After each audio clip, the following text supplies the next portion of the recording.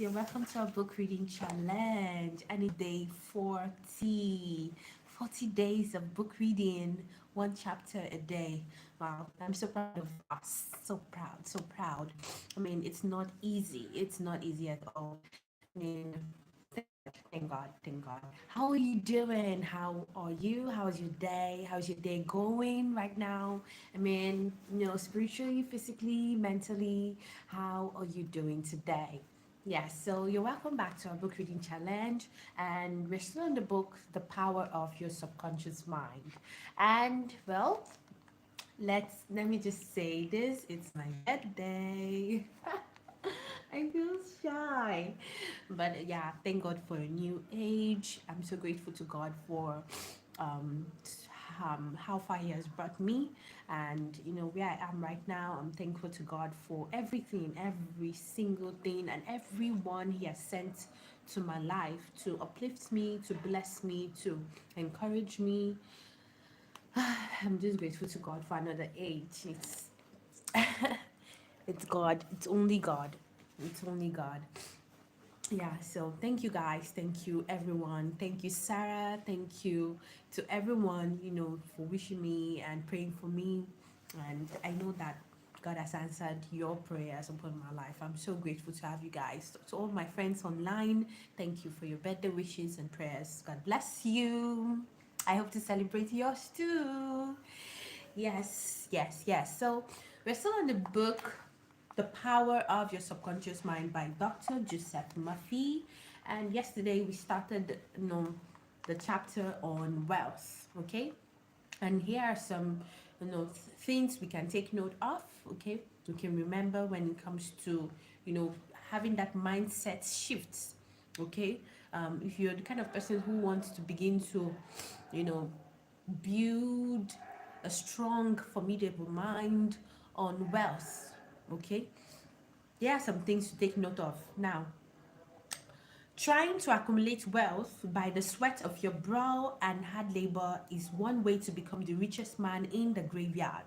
You do not have to strive or slave hard. So, Dr. Joseph Murphy tries to enlighten us that if you are intentional about being the richest on earth, or you do not have to strive or slave hard to be able to do that. It all starts with your mind. What do you think about wealth? How do you know what ideas comes to your mind when it comes to wealth? You know, how do you imagine being wealthy? Okay, so it starts with your mind. I mean, there's so many people who go out each day and they're slaving so hard, and they bring out, little returns. And you'll be surprised how with just a meeting with someone, they become the richest man. Okay, so yeah, pardon me, I'm sorry, I'm having a bit of a flu.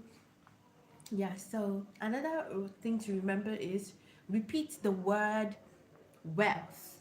Okay, repeat the word wealth to yourself slowly and quietly for about 5 minutes prior to sleep, and your subconscious will bring wealth to pass in your experience.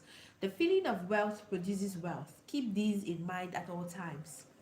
You can overcome any mental conflict regarding wealth by affirming frequently, my day and by night, by day and by night, I am being prospered in all of my interests. Increase your sales. Stop writing blank checks such as there is not enough to go around, there's shortage. Such statements magnify and multiply your loss. Deposit thoughts of prosperity, wealth, and success in your subconscious mind, and the latter will give you compound interest. Another point, what you consciously affirm, you must not mentally deny a few moments later. This will neutralize the good you have affirmed. Lastly, envy and jealousy are stumbling blocks to the flow of wealth. Rejoice in the prosperity of others. Okay, so we're still on, I think the chapter we'll be dwelling on today is still on wealth. Okay, so I can't wait to explore. So I'm going to go off mic, and when I return, I'll share what I've learned. I'll talk to you soon.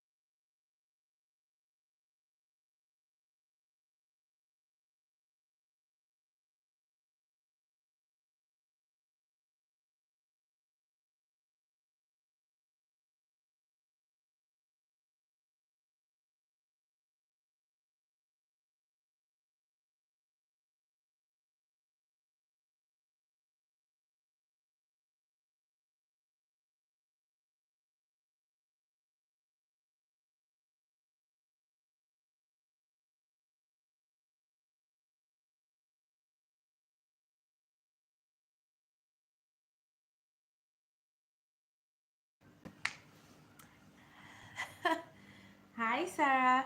Thank you so much. You made my day. You made my day. I must say, you made my day. Wow. Thank you so much for the love. I'm so grateful. So, so grateful. I mean, I don't think I've ever met anyone like you.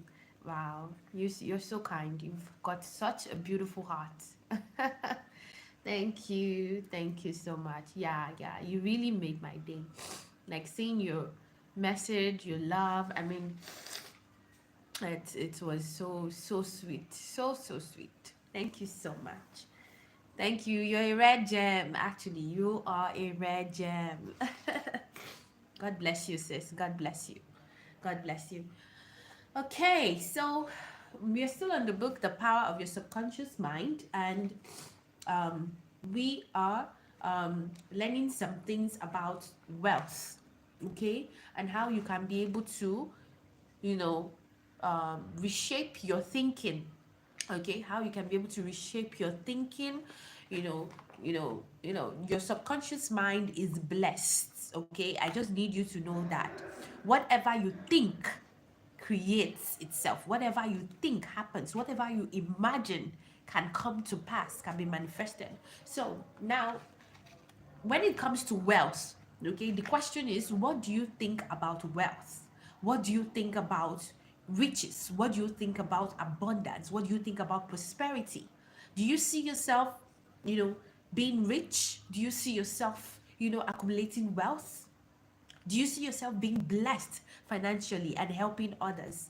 Okay, so you need to be able to do an introspection, a reflection, a self-reflection, and ask yourself, have I ever dreamed of being wealthy? Because the way people look at wealth, they feel like, oh, if you love money too much, or the love of money is the root of evil.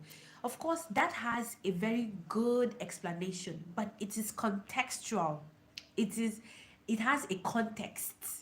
Okay? So, but it doesn't mean that you cannot be blessed. It doesn't mean that you cannot be financially blessed to the point that you help others, to the point that people are blessed through you. It doesn't mean that God cannot use you to bless others. So, of course, if we, give in to the dark side of money, it can destroy us. Okay, but there is the good side of money. That is what this book tries to enlighten us on. That's what Dr. Joseph Murphy tries to enlighten us on. And it's something that is really reshaping my thinking, because I always think like that as well. Like, wow, wealth, wealth. You understand? So we need to be able to reshape our thinking, because what we think is what we create. Okay, so how do you think? What do you think about wealth? What do you think about money? So now, here are some steps. Here are some steps, to take in order for us to reshape our thinking. Okay, be bold enough to claim that it is your right to be rich, and your deeper mind will honor your claim. So now this is an affirmation for us today. This is a mental exercise for you and for me. We have to begin to claim it. I am rich. I have the right to be rich. I am wealthy. I am financially blessed. We have to begin to affirm it. Let your mind begin to buy the idea. Let your mind begin to give your mind seeds to plant. Let it nurture, let it nourish in your mind. I am blessed. I am financially blessed. I am wealthy. I live a life of prosperity, of abundance. And this is something that I don't do at all in my daily routine, because I always, like I told you, what the Bible says about the love of money is the root of evil. So whenever we read that verse of the Bible, we always be like, oh, we don't want to have so much money, because if we have so much money, we might tend to become, evil. Okay, but there is the good side of wealth. That's what Dr. Joseph Murphy tries to enlighten us on, that we can be able to pray for riches. Even when we check Genesis, when Father Abraham, he had so much that he had to pass on to Isaac, he had to pass on to Jacob. So that is the good side of wealth. He was able to have wealth, he was able to give out when he can. He was so blessed that even nations, whenever he entered, nations that are strange, nations that he's starting afresh, he became more wealthy than them in those nations. So that's the good side of wealth, and that can happen to you and to me if only we begin to reshape our thinking. Okay, let us put aside the superstitious belief about wealth. And another thing that Dr. Joseph Murphy tries to enlighten us on is that envy and jealousy blocks your road to wealth. Stop envying people. Stop being jealous on people who are wealthy. Oh, my friend has so much money, but I feel like she's using it. I feel like she's getting it from her boyfriend, or I feel like she has a sugar daddy, or when you begin to criticize how people are getting wealth, it can affect your own way of thinking about wealth. Okay, so we have to stop being envious. We have to stop being jealous of people or criticizing people on how they get their wealth. Okay, because it can affect your thinking. That is what we learned in this chapter. Okay, and that is mind-blowing. I mean, it is mind-blowing. I must tell you, I've battled with jealousy and envy from from, should I say, my teenage years. Okay, with my classmates, my my schoolmates, you understand. So this is something that actually stuck with me, because it's something that we even do on social media when we see celebrity couples, or we see CEOs, or we begin to question them, or when someone out of the blue just comes out and start flaunting their wealth, showing us cars and houses.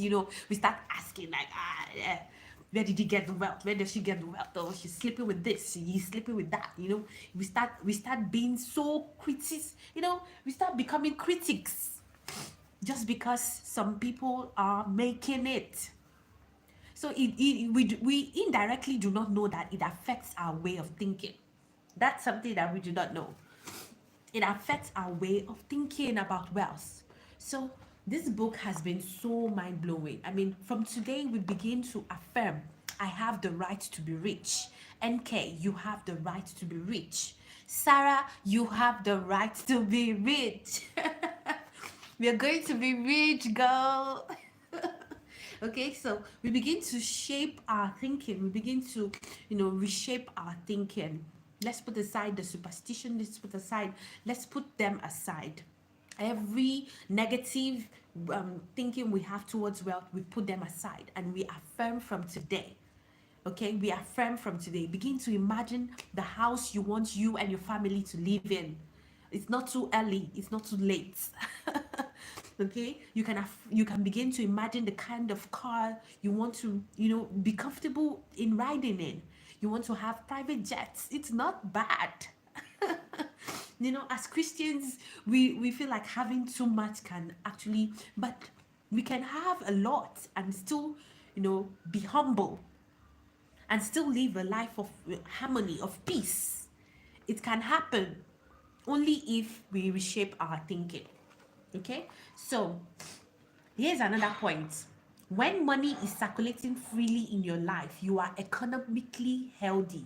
Look at money like the tide, and you will always have plenty of it. Okay, so how do you look at money? That's a deep question. Wow. Do not make a god of money. That's very important. Do not make a god of money. It is only a symbol. Remember that the real riches are in your mind. I love that. You are here to lead a balanced life. This includes acquiring all the money you need. Okay, so we are not aiming to make money our god. We are not aiming to make money our god. Okay, but aiming to. Okay, wealth is not only about money. Wealth is about happiness. Wealth is about peace. Wealth is about love. When you have all this, you are wealthy. Okay, so but we have to look at poverty. Poverty is a disease, and that's a fact. Okay, poverty is not your portion. Poverty is not my portion. So if you are not accepting wealth, that means you are accepting poverty. That is just it. So here's the point. There is no virtue in poverty. It is a disease of the mind. You should heal yourself of this mental conflict or malady at once. Okay, so it's something that we can pray for. Okay, because sometimes, it can be generational. It can be something that our grandparents, grandparents, parents pass on to us. Maybe they did not have enough, maybe they did not have everything, and they have been passing it down generation to generations, and it's something that you don't want in your life and in the life of your kids. That's something I do not want. I refuse that my kids will be in poverty. I refuse it. I refuse it. I refuse that I am poor. I refuse my siblings are poor. I refuse my parents are poor. You understand? So when you begin to speak into it, when you begin to affirm it, when you begin to see yourself living a life of wealth, it can be manifested into reality. That's what I believe. If you stand, as long as you stand on God's word, you stand on faith, you stand on Jesus, your solid rock, Jesus as your solid rock, it can come to pass. I believe it. Poverty is a disease of the mind. It starts from the mind before it manifests into reality. So what do you think about poverty? What do you think about wealth? Okay, so repeat frequently. This is another point. Repeat frequently. I like money. I use it wisely, constructively, and judiciously. I release it with joy, and it returns 1,000-fold. I love that. The Bible says, he that, withhold it, I don't think that's the word, but let me just paraphrase, is that he who keeps his or our money will lose it, but he that scatters it will gain more. Okay, so I feel like that's what this part is about.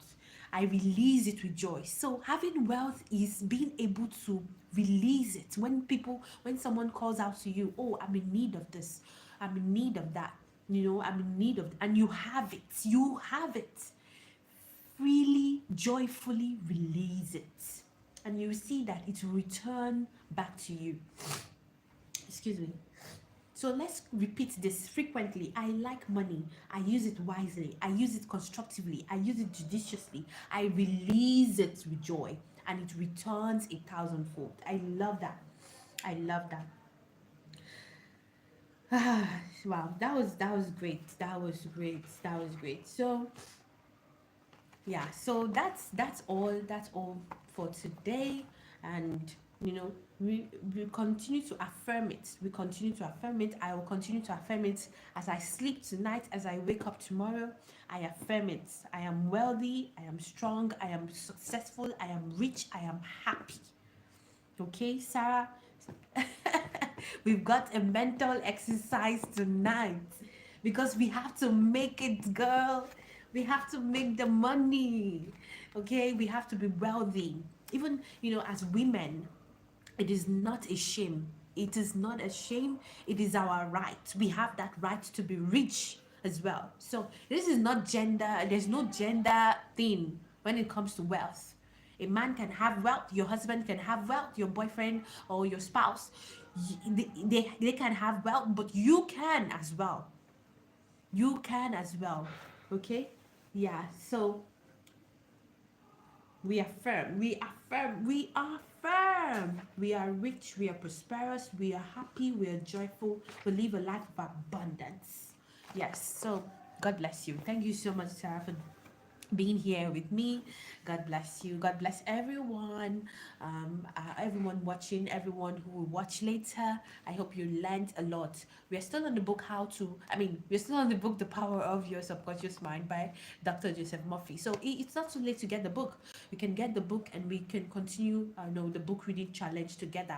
Remember, a chapter a day keeps ignorance away. That's our slogan for this book reading challenge. Okay, so God bless you, girl. Thank you so much. Thank you so much. I love you. I love you. I love you. Yeah, so please take care, guys. I hope to see you tomorrow. And, take care. God be with you. God be with your family. And do not forget, your mind is formidable. Yes. Bye. Bye, Sarah. Take care.